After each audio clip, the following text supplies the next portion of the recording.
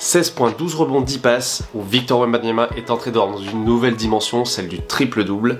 On va analyser cette performance et voir ce que ça va peut-être changer pour l'équipe des Spurs qui est très en retard côté win, mais qui là vient de lui permettre de décrocher une nouvelle ligne très rapide dans son CV.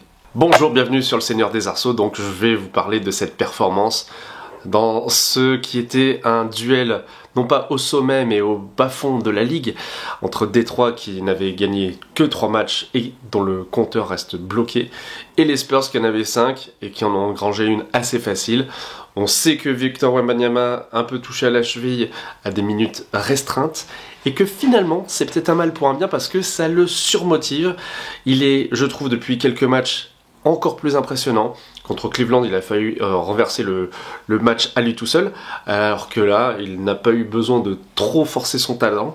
Il est allé gratter du côté des passes décisives. Lui qui n'en faisait pas beaucoup de mémoire, moins de 3 par match, alors que, évidemment, c'est un pion important dans le système des Spurs. Là, il a vraiment mis le paquet sur ce qu'il sait faire, c'est-à-dire utiliser sa vision de jeu. C'est une performance intéressante parce que déjà, c'est le deuxième de toute l'histoire de la NBA à réaliser un triple-double aussi rapide. Le premier, c'était Russell Westbrook en 2014 contre les Sixers de mémoire. Et il avait réalisé cette performance en 20 minutes, alors que Wembanyama a mis 1 minute de plus.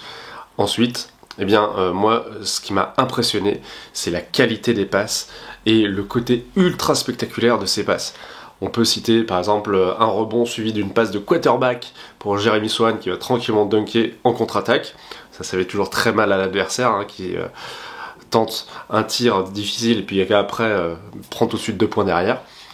Il a réalisé une passe, ce qu'on appelle un nutmeg en anglais, c'est une passe entre les jambes pour un de ses coéquipiers.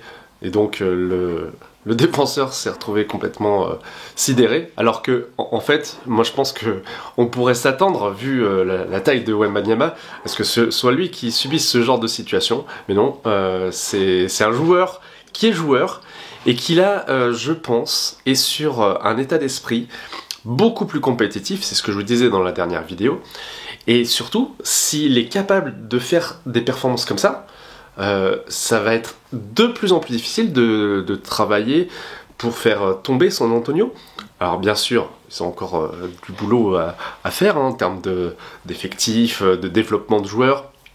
Mais là, avec un meneur de jeu comme Tre Jones, avec des rôles qui sont de mieux en mieux répartis, un banc qui répond beaucoup mieux, même si là il y avait quelques absences, c'est plutôt positif pour les Spurs, qui sont sur leur processus, sur un temps long. Mais là, c'est vrai qu'il y a tellement de flash, et je ne fais pas de vidéo à chaque fois que Victor Wembanyama réalise des actions extraordinaires, mais je trouve que c'est intéressant de se dire que ce joueur-là pourra, un peu comme un Jokic, dans un autre style, parce qu'il est évidemment plus athlétique et capable de faire encore plus de choses dans la rapidité, dans la gestuelle, mais il sera capable peut-être aussi de distribuer le jeu, et ça va rendre l'équipe de San Antonio beaucoup plus redoutable, beaucoup plus imprévisible, et c'est génial qu'il arrive à faire ça à 20 ans, vraiment.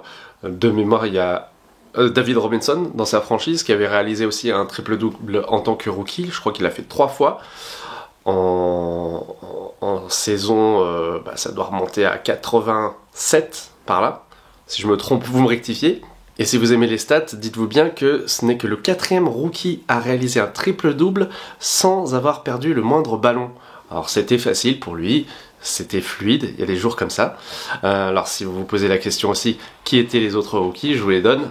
André Iguodala, on a eu aussi Ben Simmons, et puis David Robinson, que j'ai cité tout à l'heure. Avant d'aborder un dernier point, je vous demande de vous abonner si ce n'est pas fait pour recevoir tout le contenu que je vais publier dans cette chaîne qui a pour but de vous faire aimer, connaître le basket, de partager avec vous aussi vos points de vue sur la Grande Ligue.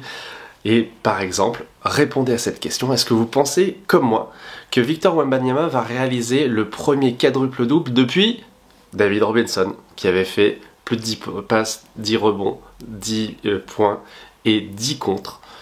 En sachant le phénomène, sur 48 minutes, sur un match avec prolongation, contre une équipe pas forcément très forte. Je pense que cette performance est à la portée de Victor, peut-être pas cette année, peut-être pas l'an prochain, mais dans un futur, et je serais content de vous ressortir la vidéo ce jour-là. En tout cas, merci d'avoir regardé cette vidéo et à bientôt. Salut!